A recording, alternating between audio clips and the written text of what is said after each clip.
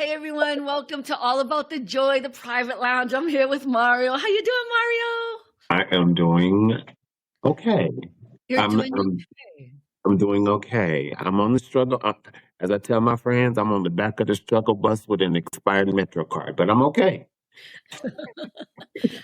For those people who don't know, you just came out of surgery Yeah, and you're healing and getting better. And I don't yeah, want to pressure you to talk about it too much, but we have missed you on the show, and we're so glad you're kind of sort of back.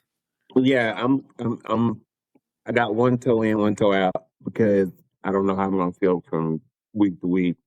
But I had to have a spinal surgery, and I have what they call stenosis. And I also have something called Paget's disease. So you can look it up and you can, Or you can just pray for Mario and his Mhm. family. But Yeah, I'm just glad that you're feeling better and you're looking so much better. But I have to say, when I came to visit you, your spirit, where do you get that from? I mean, I had hip surgery and I still am talking about it 4 years later. Like I was miserable. You know what I mean? Like, but your no, yeah, spirit is no. just on point. Well, it's just because I feel like I have had so many surgeries in my life, and this Mhm. literally is the 36th surgery. So, I had yeah, no idea. yeah, this is like my 30, that was number 36. So I'm like, it's just another, like, here we go. Now, when I found out about my diagnosis, and because it started with something called drop foot. Because as you people know, a lot of people know I was on a weight loss. I've been on a weight loss journey for the last 2 years, Okay. and over the last 2 years, I've lost approximately 143 pounds. So over that process, I was working out like 4 times a week. 3 to 4 times a week, minimum three, top four. I was never doing more than five because that's just obnoxious. Um, I was doing really good. I had steady pace, and I had a tendency to do the, the treadmill, and I would do it like on an incline of like no a minimum of seven, Mhm. 8, and then I'm doing like 2.5 miles an hour, three, something just a good rhythm. And all of a sudden, I was doing my regular regimen, and my foot started to flop, just really just like this. Wow. So, like, how you have to stay stride like this, right? And Mhm. all of a sudden, my foot was going like this, and it just Wow. doing like this. And I couldn't figure out, I'm like, what is going on? And I was still pushing through. Mhm. And then I went to uh, the jazz festival, my normal every year thing I do, and I started tripping up the hill. And my mom was like, dude, are you okay? Like, what's going on? I was like, Mommy, I don't know. I'm like, but I still ignored it, kept going. Then finally called the doctor twice. First doctor gave me some rando excuse. The second doctor's like, um, from what you're telling me, there's a sign of mini strokes. Mini strokes? I'm headed to the doctor. I'm like, she's like, Right. go to the Mhm. ER. So I go to the ER, and then from the ER, then I end up staying in the hospital 20 days, end up going through a myriad of tests, and then ended up getting the diagnosis. Fast forward, I had to have surgery on my back because the drop foot was a sign, was a signal of the stenosis I have in my back, where stenosis is basically where your spinal cord is open like this, right? Mhm. And all up and down. But then where you have stenosis, it closes up like that. Oh, yeah, yeah, yeah. No. So it's super tight. So it's cutting off the signals from the brain to the leg, right? So those signals are not going in. So they have to open it up to get it going. And then from there, I had fallen in between the time I was scheduled for surgery to surgery, and I had a fractured vertebrae. Didn't know when they went in to do my surgery. I didn't think I told you that part, did No, I? you didn't. Oh my Yeah. goodness. So Lord. when I read the report, my nurse who comes to check on me read my report. She said, Mr. Dawson, you had a fractured vertebrae that was removed too? I was like, What? what? And so she's like, yeah. And she's like, they had to remove a fractured vertebrae from, during the surgery. So that's why my incision is a lot larger. And so, but yeah, long story short, I have gone through so many surgeries. I just keep a positive attitude because it's no use in crying about it. What's the use of lying about it? Because this No, shit not gonna okay, go away. I totally get that. I think I was more surprised, not just by your spirit, because I've known you for a long time. I know we had a time period where we didn't speak, not for any other reason that we just lost touch. Right. But it was interesting, especially when I came to visit you, that we started talking about friendships. Yeah. And that's kind of what we were going to talk about, because I was a little bit thrown. I don't know if thrown's the right word, but I'm like, okay, but we're in touch and you're in the hospital and I'm down the street, not from the hospital, but I'm like, Yeah. I'm like, I can come visit you, Yeah. and you were kind of like, no, but you don't know. People say that all the time. And so we started having this I started thinking a lot about your friendships, our friendships, and Yeah. wanted to see to start off with, kind of what the definition of friendship is to you, even in a broad sense. Okay. My sense of friendship it varies because because it was just interesting because I knew I was having this conversation today.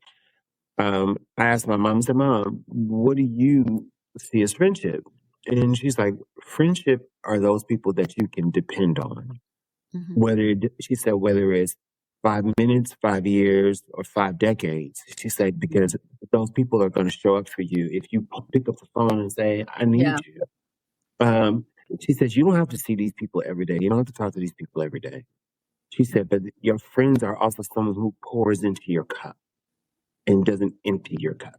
She's like, now, if you're pouring into them, and you're emptying your cup and they're never pouring back into you to fill you back up, that's not a friend. She said, that's an acquaintance. Yeah. She's like, that's someone who you know. Mm-hmm. You understand what I'm saying? And during this whole process of this particular healing cycle of my life, I got to see who my friends are and be reminded of who my friends are because I've had people in my life during different seasons of healing. But and those people who show up with me or for me during those different seasons of healing have been consistent. But then there are some people like you who I lost touch with who have come back into my life. There are some more friends who have come back into my life like you, right? Mm-hmm. But guess what? They showed up. Like they called. They said, hey friend, I might not be able to make it to the hospital, but I'm leaving town, but I want to make sure, are you okay? Mm-hmm. How can I support you? There's one of my dear friends who I've known since 6th grade, and he is going through his own health challenges. Yeah. But you know what he did? He said, hey brother, I want to see you before you go into surgery. I might not be able to get to you, but let's go have lunch. Let's fellowship because I want to see you. I want to love on you. And he said, I want to love on you before. And it was just he and I, and he loved on me real hard, and he supported me. And he's like, I got you. We got this. And he's sitting there struggling with his own things. I'm seeing him struggle. Like his light is fading, but he's still worried about me, right? But and then in the meantime, I'm worried about him. Right. So I'm like, brother, I'm gonna pull back into you because let's get you out of here. Let's get you home. Let's get you rested, and we'll talk later. I'll see you when I wake up. And that's exactly that's all. And that's how I always tell my friends. I'll see you when I wake up. Right. Because I think something that you said earlier about what your mom said is, you know what? It's weird. I didn't think about this, but so for people who don't know, we knew each other back in the day when I worked at Brand New School. And I was the controller of the company there. And you were, I don't know what your title was, but you were our principal person. I was. Were you the vice president of whatever? No, I was never a vice president. I was assistant personal banker. Well, you were our principal person, and whoever our initial they never helped us at all. So you were our person, Yep. and you took care of everything we needed done at brand new school. And that's how we developed our friendship. And then somewhere along the way, especially when I quit brand new school, which was in like 2007 or 2008, we just kind of lost touch. Now, the irony is we live down the street from each other. Not literally, but we live in the next town over. No, my daughter was going to school right around the corner from your house. I know. So it just happens. But something you said that your mother said, it's true. If I needed something and I called you, I know you would have been there over all these years. And I think you feel the same way. Like if you it would have been weird and out of the blue, but then it would not have been, because you know what? I forget how we started this again, that you started coming on the show or something. But no, you reached out to me. We had already reconnected. We were already on Facebook, and we were already on social media, right? And we were already chit chatting or whatever. And then you said, "Hey Mario, why don't you pop on?" And I did. And then we did the first private lounge where we talked about my kidney transplant. That's right. All of that stuff. And then, we still kept in contact, sidebars, and on the show. Right. And it just redeveloped and it rekindled, and we picked up where we left off. And then I'm going to disagree with you. I don't know if I like the word rekindle, but I don't think it had to redevelop. That's what I think. That's what I think is the kind of definition part of friendship for me as well. Is it's like we never had all that time gone.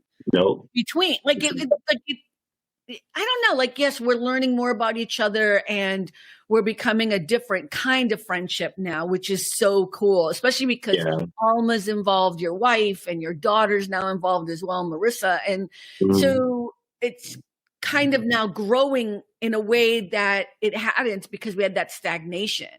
Right. And I think the true definition of friendship is exactly what you said.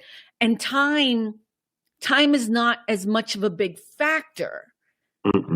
When it's a honest friendship. Does that make any sense?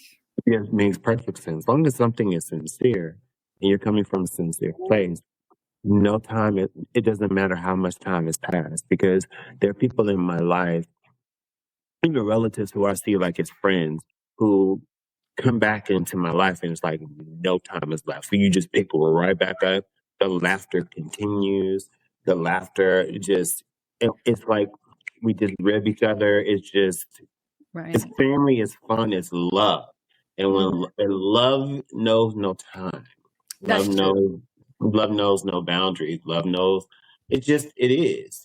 Okay, but let's talk about when friendships bother you, because because one of the things I've said, I will read for people. I will read you down without even talking out your name. Let me tell people who are listening, like, the thing that I find, I guess it's not shocking, but I always have to mind my P's and Q's, because I'm like, was it me? Was it me? Because when you're upset with a friend or you're not happy, you will lay that shit out on social media, but you won't name them. I will never name names. And so, because the thing is, I have to find an outlet, because my wife, bless her heart, she gets sick of me talking. So, right? So then I don't talk to her about it. So she's like, enough already. Okay, I heard you. So like, I don't have very much outlet, but social media is a great outlet to get some shit out without having to name names. And it's very rare that I'm like pissed off with multiple people. A lot of times I'm pissed off with my father. And he's not on social media, so it really doesn't matter. Like, it doesn't matter. I can just right. Yeah, his family's on social media, so they can clock it if you want to. But it's very. But that serves as an outlet for you, but completely. But I'm not. Have you already spoken to those people? Like, when does it get to that point where a friendship bothers you so much? Okay, you know what? I'm going to say this. If you get mad at me about something, are you going to come talk to me, or am I going to find out about it on? No. I'm going to always talk to you first, and I'm going to try to have a conversation with you first. But if you're not receiving the conversation, or if you're not taking any accountability, that's when shit goes left. Because I believe in taking accountability for my part, as hard as it is. Mm-hmm. Mm-hmm. If somebody calls me on my stuff or calls me on my shit, I gotta sit there and say, you know what? You are totally right. I dropped the ball. Please accept my apology. I promise I won't do this again. Let me work on this. Let me show you that I can do X, Y, and Z. Or maybe you just made a mistake. It doesn't always have to But be that deep. no, but for me, it's usually that deep because normally in my friendships, I try to be pretty present. Right. I'm that friend. I'm checking in. Hey, friend, you okay? Do you need anything? How can I help you? Or my go to line, especially when my friends are in need. How can I help you? What can I do to make it easier for you? Like I said, I can't rescue you, but I can help you in some way. What can I do? Right. And if they say, well, can you come sit with me? Absolutely. I'm on my way. I can sit with you. I can listen to you. I can hold your hand. Mm-hmm. I can, I can cook a meal because I'm a good cook. You hungry? Oh, Let me feed you. let me write that down. I did not realize that was an option. I'll feed you. I can feed you because I believe in feeding. Your food Right. feeds not only your belly but your spirit. I'll feed you. You know what I'm saying? And I've done that. But what I will not tolerate in a friendship is misuse. Um, I have, I'm trying not to put this person out there, but like right now, I'm upset with someone because all of my friends have checked on me in this instance.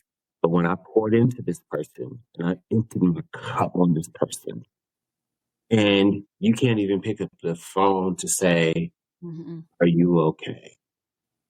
How was your surgery?" Do they know you? Well, I'm just.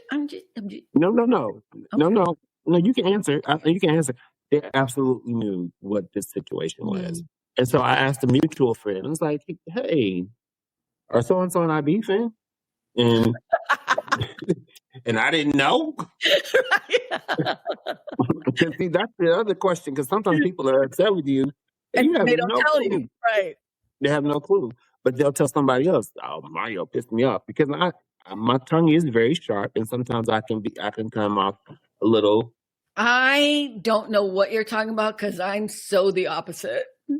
Yeah. No, I hear So, you. I hear you. so and sometimes I have a tendency to cut people real short, and I'm not intending to be malicious, but I'm very honest, Mm-hmm. and people know that too. My friends know me to be that way till a fault. So sometimes I'm like, I may have said something, then I didn't really mean to hurt your feelings. So So this person still hasn't reached out to you, and there's no beef you're aware of. no, and then I saw that person today on TikTok, and I said, I told them today, I said, so I guess we're not friends, right? Oh, serious? I said that. So I said, we're not friends, right?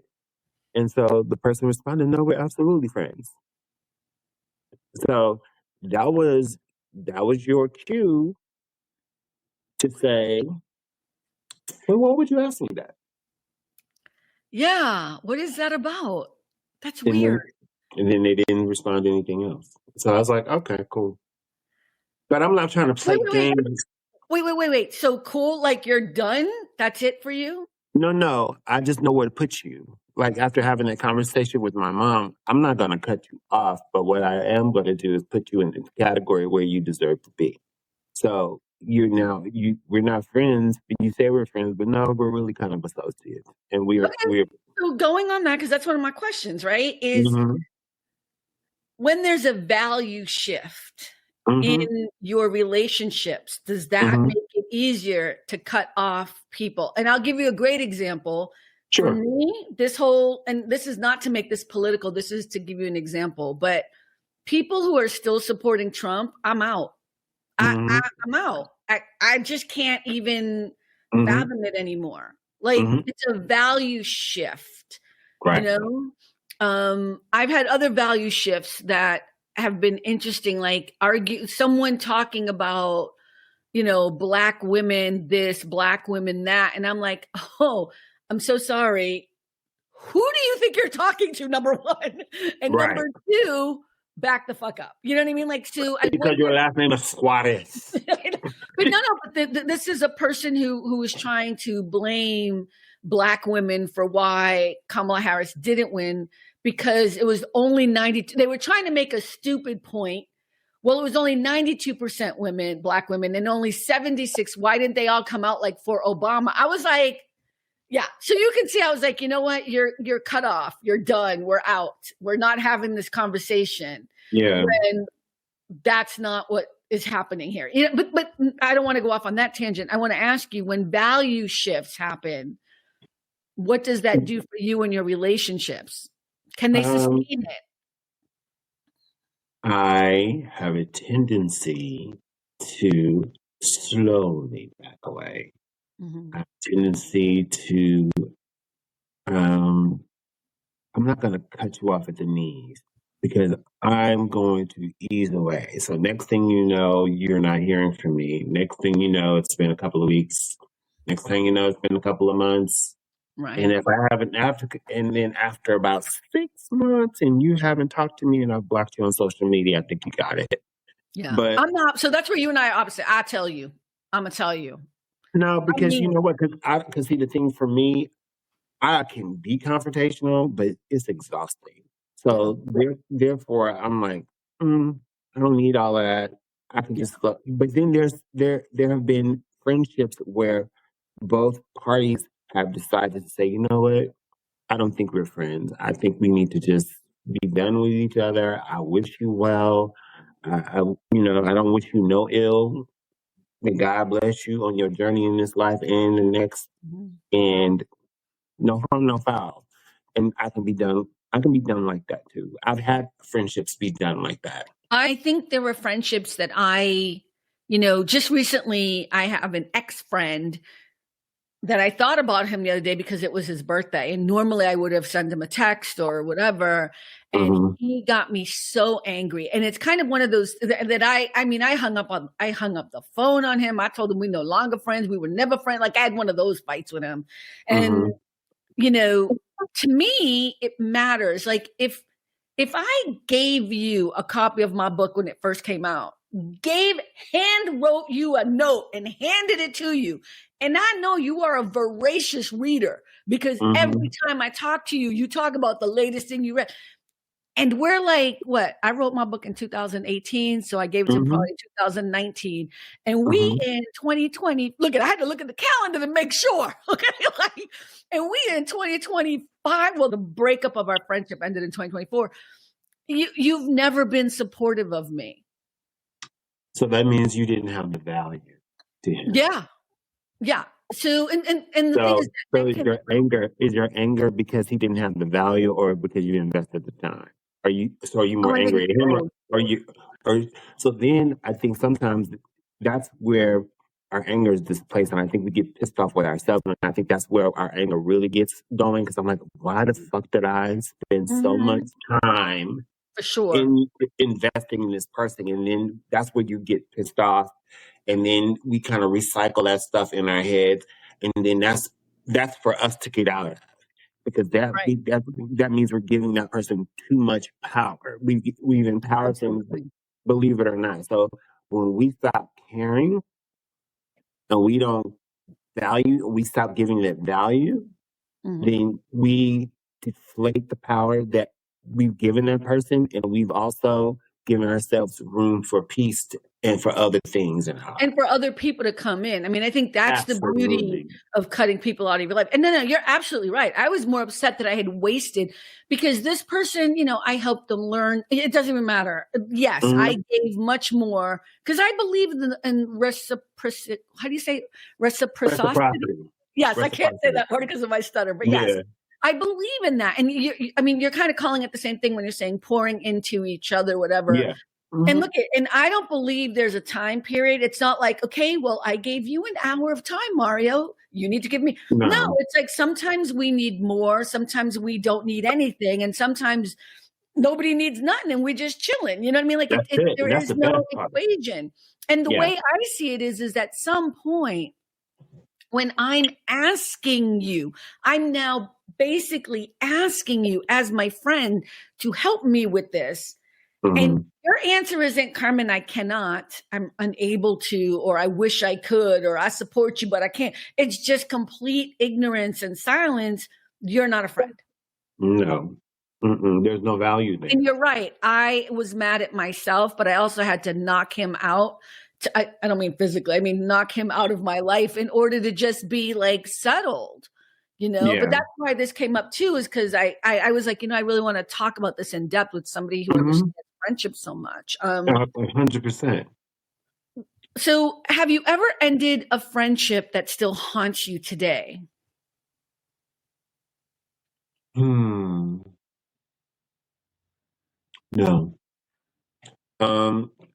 Only because when I'm done or when I've done everything that I can, then I'm old enough to know.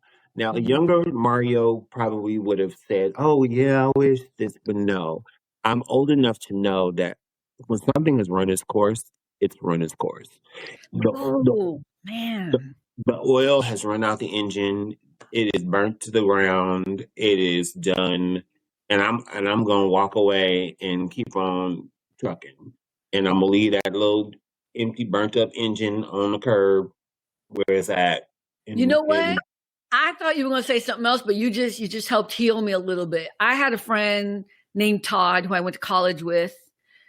Long story short, we both came out here, not together, but eventually I helped him find an apartment out here. Like we were connected, and we had a huge fight when he borrowed my car. It doesn't matter what the fight was about. He took my car and he needed it to go to San Diego or wherever he was going. I said, take my car, no big deal, because I don't care. You know what I mean? Right. Like material things don't matter to me.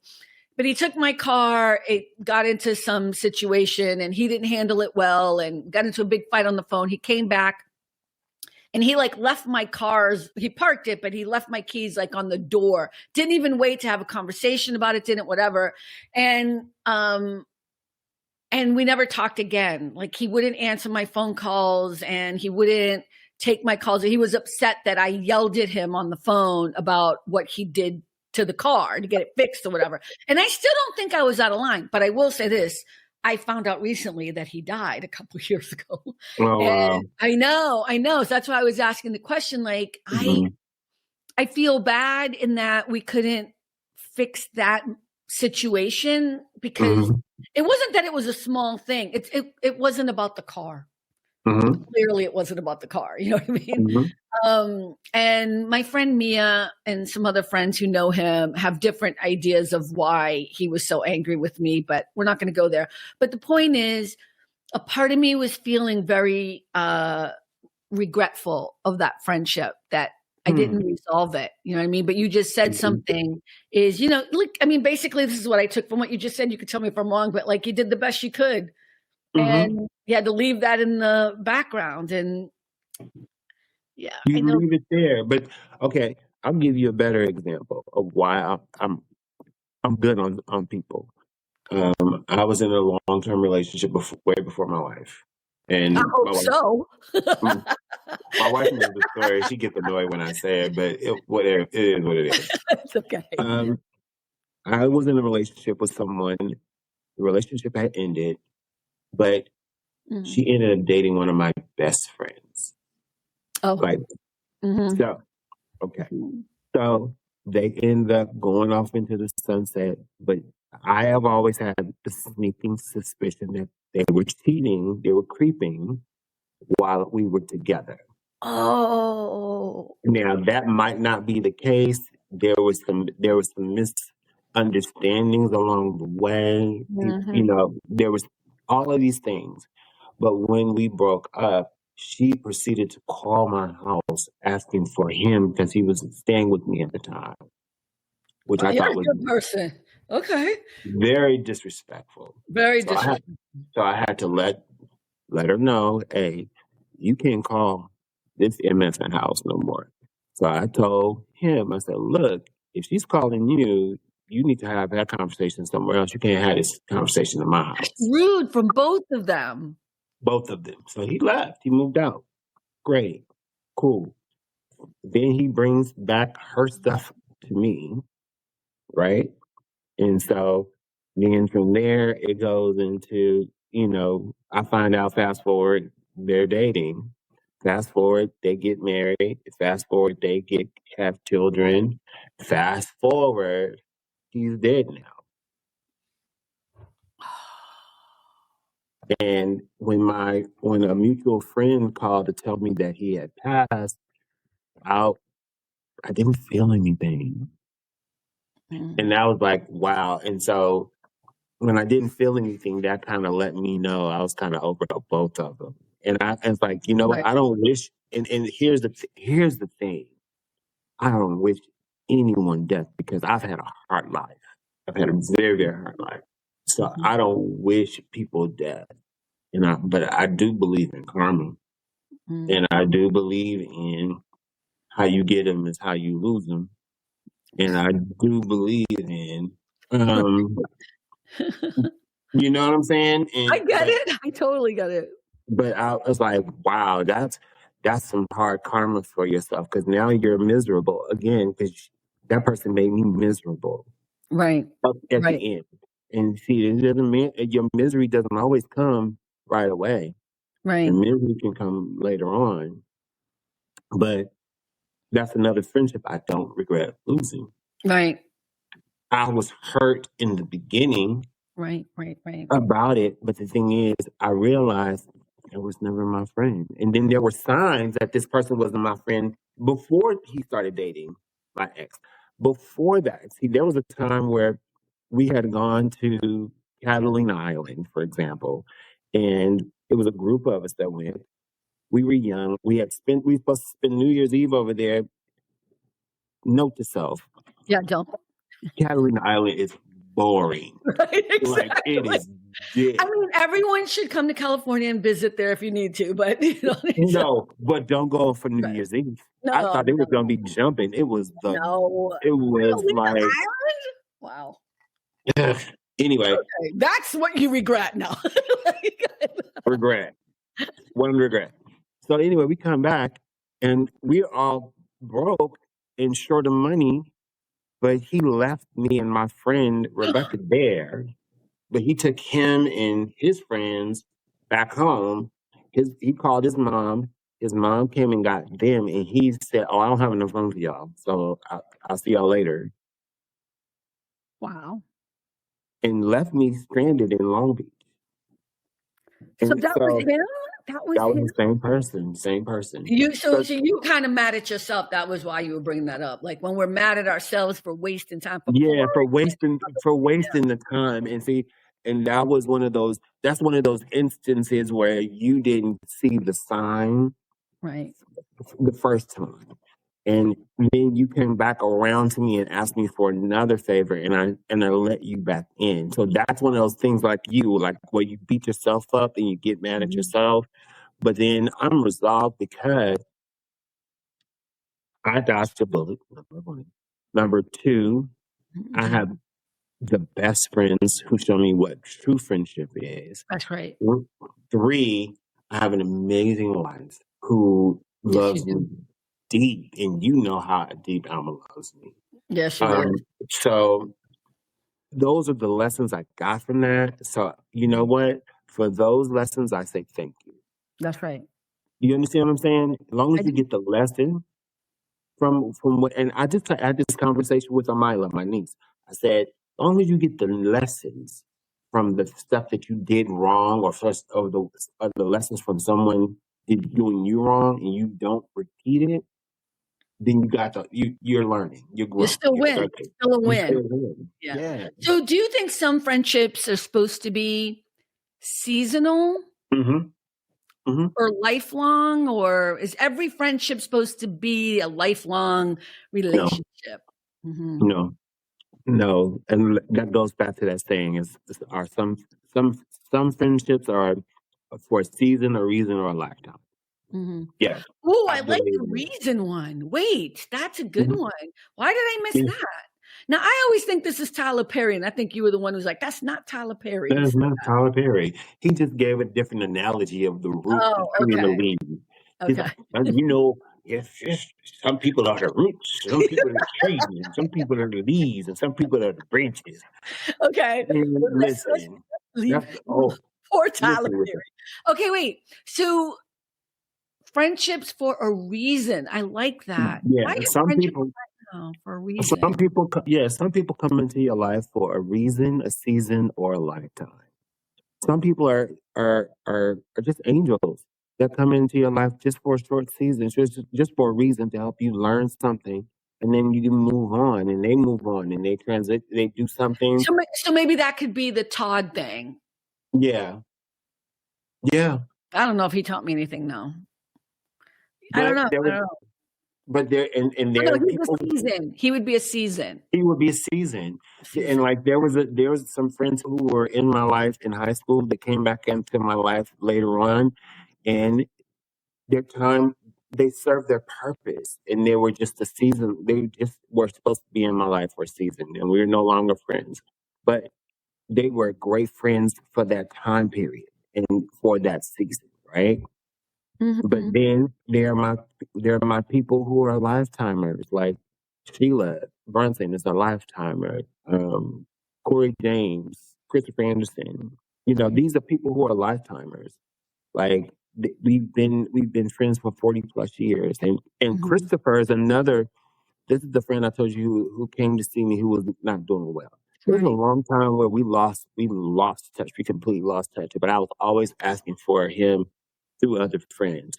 Right. So then when we reconnected, it was like no time had passed. No time had passed. Yeah. Those are the good ones. Those are the family people. Those to me are family. Like, and it's so funny because somebody the other day was asking me some question, whatever, and I said, well, my brother from another mother, da da da da. And they were like, is he related to you? I'm like, he's family. They're like, but is it because they were so stuck. My blood. No. They were like missing. They were missing the actual thing we were talking about because they got stuck on this. Well, what makes somebody your brother from another mother? I'm like, somebody who's been with you through thick and thin, somebody who is gracious and kind. And the thing I love about Billy, I'm just going to say this because a lot of people who listen to the show know who Billy is, but he's never been on the show. He will never want to be on the show. But I knew Billy when I was in color guard and drum corps, and he basically was somebody I competed against and had no business competing against at all because he was so much better than I could ever be. There's no even doubt about it. But anyway, then he became one of my instructors. Well, he did come on the show once, a long time ago. No. That's Tommy Lee. Billy would not be on the show. No. I don't think Billy's been. No, Billy might have been on the phone maybe once, but he hasn't been on the show. But I think the thing that I love about Billy is there's no airs. I can cry with him for real, and he's not going to judge me. We can fight or argue about politics. We can have great conversations about other things. We visit each other, but I don't talk to him every day. You know what I mean? And one time I made the mistake of telling him, I said, man, it's been like 3 weeks. We haven't talked. And I really needed to talk to you. And he was like, oh, okay. I'm sorry. And then like every week after that, he was texting me, you okay? I'm like, all right, back it up. Teach you a lesson. He's like, okay, I'm going to teach you. But the reason why I feel like that becomes a family thing is because I know that when I was at my lowest point, I didn't even have to ask. He knew. Yeah. And that's that instinctual feeling of someone who knows you so well and says, I got you. What do you need? That to me is like, okay. Yeah. I love him so much. I love that man so much because there are very few people who get me like that. And most people think of me as some strong, powerful woman who needs nobody, which that's bullshit, but it's like, but people don't know that. People will keep taking from you or asking you for stuff because they think you have more than you actually do. So when somebody gets it, that to me that's deep love for me. Yeah, I love Billy. But I think that, believe it or not, I think Rick is a good friend. I think. Who are we talking about? Rick Rick Costa? Costa. Yeah. I You love know Rick. I call Rick him is out, are Rick. you talking about a good friend to me? I Yeah. think, oh, no, Rick is a good friend. Rick is interesting because we really, especially at the beginning, I don't know about now, but at the beginning when I asked him to be the co-host, I asked him, I'm going to start this show, whatever. I said, but we got to have some conversations because we do not align on things. Right. And the thing that made Rick amazing is not only was he able to take everything I had to say to him and ask about or whatever and answer honestly and truthfully. And, and I'm not saying you don't have to change your mind or be different. No. But you need to be able to explain to me so that I at least logically understand so that we can have some type of alignment. Rick's a good guy. Rick's a really good guy. He's a really good guy. And you don't have to put this in the show, but it's going to be in the show because you brought it up, but go ahead. But I think that even though politics and religion you guys see completely differently, but that's the fact that you can agree on so much more than that, I think that's what makes a good friend. Let me just say this though about the politics part, because I think it's important. The reason why Rick and I are not that different on politics, actually. Okay. And I'm going to even say this. A lot of people, and this is so interesting because Andrea and I are going to talk about this in our next episode on culture and consequence. Most people think they're Republicans, but they're really not. Like they're not. And so I think that's kind of the thing is the conversations I had with Rick were about deep issues. They're about abortion, about I had to have these because I had to be like, let's just be honest. I need to know where you're coming from and why. But that's because we did have a good friendship and we've built on that I felt comfortable to have that conversation with him. And he felt comfortable to tell me basically the F off. No, he didn't. He was like, yeah, Carmen, whatever. Yeah, no. But yeah, the friendship is based on a mutual respect, and that's a whole. But see, I think that's the foundation of any friendship. That's true. It's just having mutual respect. There's a difference between acquaintances and respect. The difference between acquaintances and respect. Acquaintances come in and out when they need something from you, whereas a friend will be there when you need it, no matter what. No matter what. And right now I'm feeling a little used by one person, but I'm not gonna put it out there on social media this time. Okay, just put it on the podcast. Oh my God, that was so good. No, do you have any last words besides dissing this person? I'm not dissing them. I'm not dissing them at all. Come on, last. No. What I say about friendship is it show up in the best way that you can. Yeah. And it's not perfection. Nobody's asking for perfection. Nobody's asking you to be the best version of yourself. But just be authentic and be true to yourself and then true to that other person. Because it's never going to be 50-50. Any relationship is never going to be 50-50. That's right. But as long as you know what you're signing up for when you walk in the door, or when you say, I love this person, or you say, I'm down for you, I'm a ride for you, then a ride for them. And that's what I do. And I do that for any of my friends, all of my friends. I love you, Mario. I love you. I love you. Thank you so much for doing this. I love you deep too. Thank you for doing this. I appreciate you so much for doing this. Do it again. And I'm so glad you're feeling better. So today. Thank you so much. Everyone, remember we are always here on Friday nights at 6 p.m. Pacific, 9 p.m. Eastern. For our Friday night lives. I know, right?